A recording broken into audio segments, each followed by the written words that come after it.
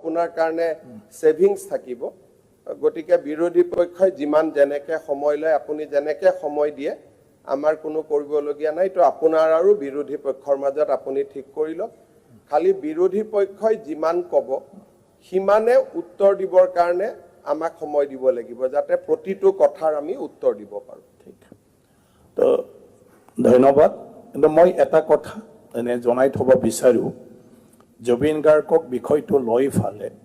মানে কিছুমান বিষয়ত এতিয়া সাবজুডিস হৈ আছে ইনকুৱাৰী কমিটি গঠন কৰিছে গতিকে যেতিয়া জুবিন গাৰ্গৰ বিষয়ে চৰ্চা কৰে যাহাতে